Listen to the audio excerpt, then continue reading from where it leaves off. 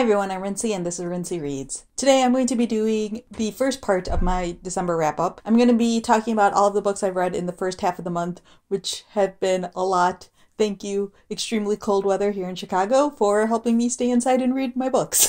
So the first thing I finished right towards the beginning of the new year was Harry Potter and the Chamber of Secrets. I was listening to this as an audiobook. I'm not going to talk too much about this. It's my least favorite out of the Harry Potters, at least so far. It's always been sort of my least favorite, and just re-listening to it, I was reminded once again that I really just don't like this one very much. I've basically stopped my Harry Potter reread, re-listen experience for now. I might pick it up again later, but there are plenty of other books that I want to be reading instead of Harry Potter. As great as Harry Potter is, I don't want to spend all my time going through all 7 books. And then I also finished Eleanor Roosevelt, The War Years and After, Volume 3 by Blanche Weiss and Cook. If you watched my December wrap-up, you would have seen me saying that I was reading this one. It took me a good 2 weeks or so to read this, which isn't too bad for me. But yeah, I gave this a 3 out of 5 stars. I liked it. It's probably my least favorite though out of the 3 volumes, which is probably a weird thing to say about a biography. The one nice thing about this volume is that the introduction is basically a summary of everything that Cook covers in the first 2 volumes. Cook does a great job of talking about everything that Eleanor Roosevelt did during World War II, the way that she did or tried to influence policy,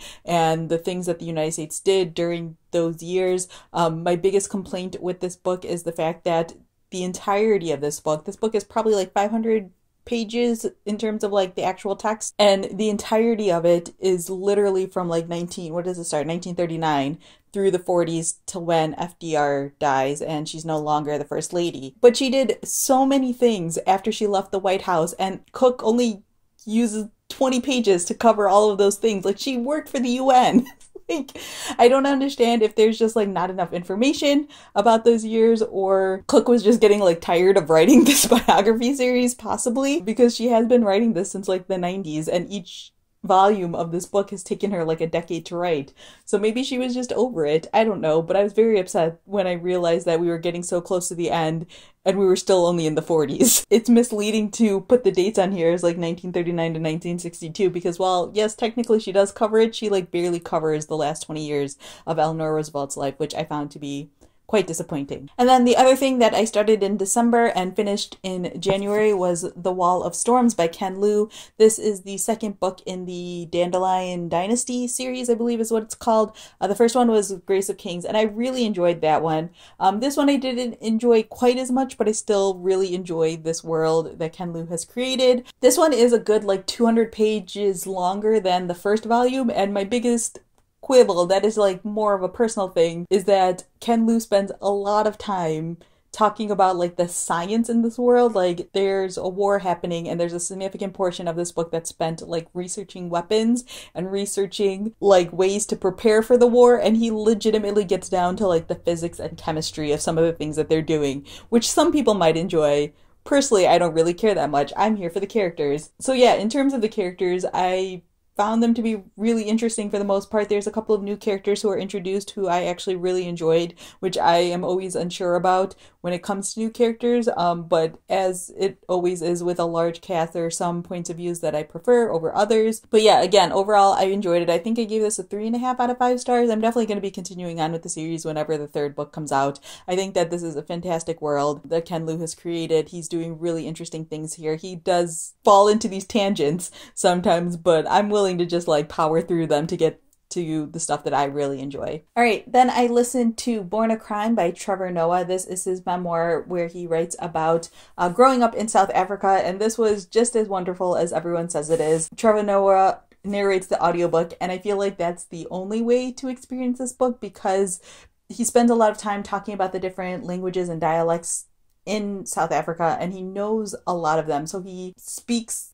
actual phrases in these various languages, and it's so well done. He does different voices for different people in his family, especially his mother, but I especially loved when he would do a little kid version of himself. I thought it was hilarious. Yeah, there were times I was listening to this and would burst out laughing on the train because I was that weirdo. It's so fantastic. So yeah, if you haven't picked this one up yet, I highly recommend it. He talks about a lot of different things, especially race relations in South Africa and even just racism in general, because the title, if you weren't aware, comes from the fact that it was illegal in South Africa for a interracial couple to be together. And so he was literally a crime because he is half white and half black. So yeah, he talks about the complicated relationship that he had with his dad and having to navigate that since he technically couldn't claim him as a dad for the most part. He talks about things like abuse and poverty and the realities of living in different worlds. He is so smart and eloquent, and yeah, this memoir is fantastic. Oh, and I read that book also to complete the challenge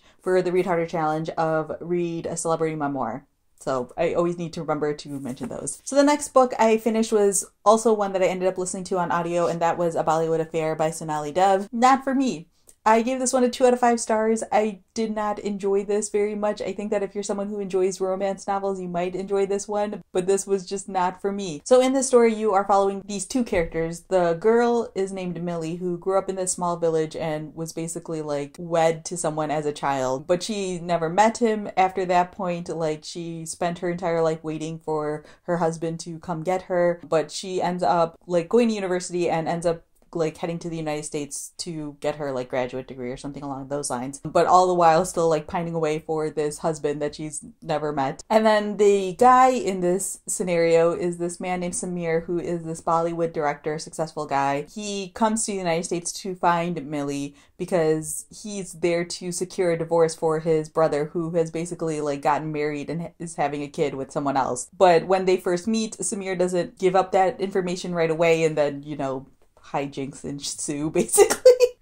I mean, I had a lot of problems with it. I don't really like the trope of like this innocent village girl situation and this strong sort of jerky man. It's just not for me. None of this was for me. It didn't really do much for me. I finished it because it's a relatively short book and a really fast listen. Yeah, I don't know. I don't really have much more to say than that. I don't think that books like romance books like this are just not for me. This is not romantic, in my opinion. All right, the next book that I finished was Truly Devious by Maureen Johnson, and I'm not going to talk about this one too much here because I'm going to do a full review on this one that will be posted next Friday. But this is the first book in a new mystery series by Maureen Johnson. Overall, I enjoyed it. I need to do a full review on it because I have like things to talk about that are also potentially spoilery, and it's hard to get into a deep discussion about this book in a wrap-up. The basic synopsis of it is it takes place in this elite university named Ellingham Academy. When the academy was first founded, the founder's wife and daughter go missing, and it becomes this great like unsolved mystery in the United States. And then fast forward to modern day, and you are following this character named Stevie Bell, who is a true crime aficionado,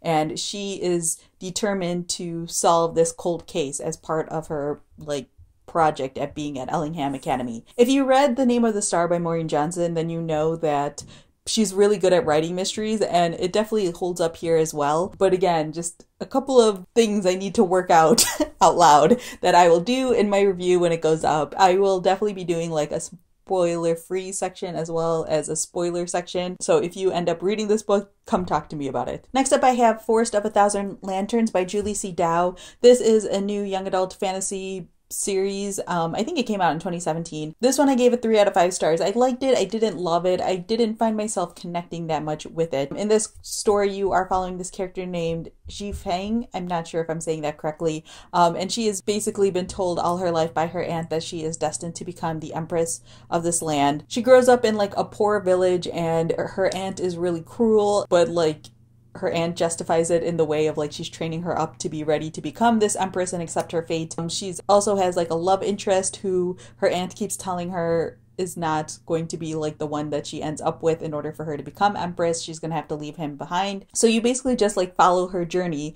as she attempts to become empress. And then another thing that she struggles with is the fact that in order for her to become empress, she has to sort of embrace this darkness that seems to be within her and to do evil things that she struggles with justifying doing. I had a hard time with this one in terms of like connecting with the main character. I think that you'll enjoy this if you enjoy fantasies that follow sort of like the villains. Like if you like anti-hero stories, then I think you'll like this one. But I found that I couldn't understand the motivations as much. Even though they're explained, I felt like I still didn't connect with the main character very well. She has this sort of like dueling personality thing happening where she like sometimes wants to do evil and sometimes she doesn't. I don't know, it didn't really work for me.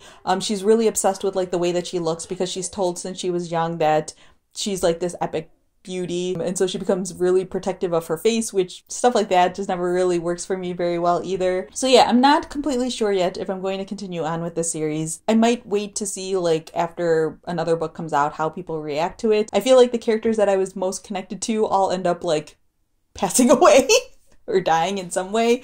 So yeah, I don't know, it felt a little bit standard. It was fine. It wasn't bad. It was fine. All right, next up, I finished The Lost Ones by Sheena Kamal. This is a mystery series that takes place in Vancouver, Canada. You are following this character named Nora Watts, who works as like a receptionist slash researcher at a detective agency. She gets a phone call one day informing her that the daughter that she ended up giving away for adoption has disappeared. Now, she has had like zero contact with this family or with the daughter, so she doesn't have like that sort of connection, but the adoptive parents reach out to her because they find out that the daughter was looking into her birth parents, and so they were wondering like if she had contacted her or anything along those lines. And then Naomi ends up becoming concerned for her birth daughter's well-being and starts looking into all of this stuff. This was a really interesting read. I have complicated feelings with it, but it was like not at all what I thought it was going to be. It's a little bit on the darker side in terms of a mystery, so if you like mysteries like that, this might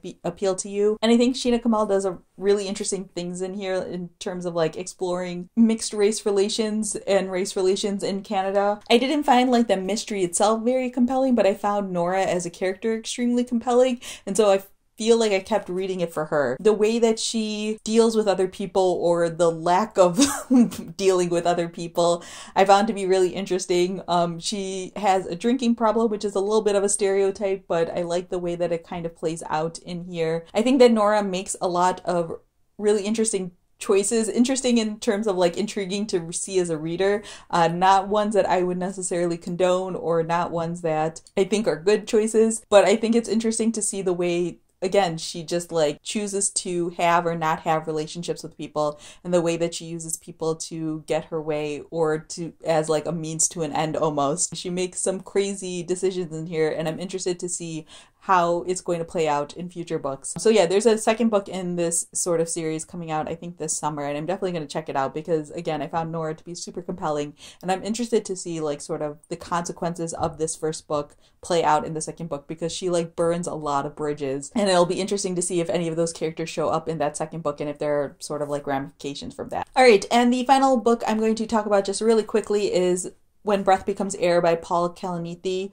I listened to this one on audiobook. It's just as fantastic as everyone says it is. I gave it a 5 out of 5 stars. I don't think there's any way to rate it anything lower than like a 4 or 5 stars. It's beautiful and moving, and I didn't quite cry, but I almost did during the epilogue. If you aren't aware, this is Paul Kalanithi's memoir that he wrote sort of as he was dying, and then it was published after he passed away. And so it's about him talking about his life as a neurosurgeon and then getting this sort of diagnosis and learning how to deal with that. He explores things like facing your mortality, but also things like finding your identity over and over again as you lose the things that you previously identified with, his relationship with his family members and his coworkers, and the way that he approached his life and his purpose, and his even deeper things like faith and philosophical musings on life and death and worth. Yeah.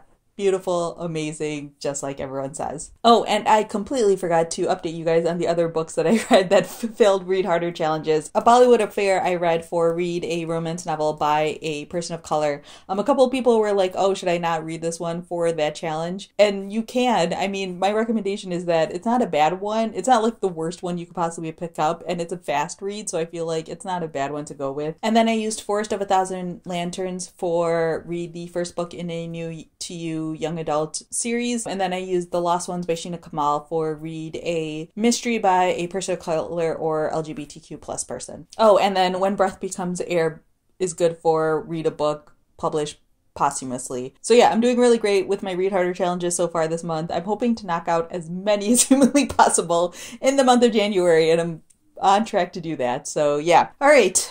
Those are all the books that I've read so far in January. That's a lot of books. I'm really tired now. Feel free to leave a comment down below letting me know if you read any of these books, what your thoughts were on them, or if you have any questions about any of the books that I have read. You're always welcome to follow me on Goodreads if you don't already. There's always a link in the description. You can see sort of like what I'm reading when I'm reading it. I don't always update what I'm currently reading, but I always update with when I've finished a book. I don't leave like super long reviews, but you can at least get a sense of the things that I'm working my way through before I do these wrap-ups. So yeah, that's all I have for now, and thanks for watching.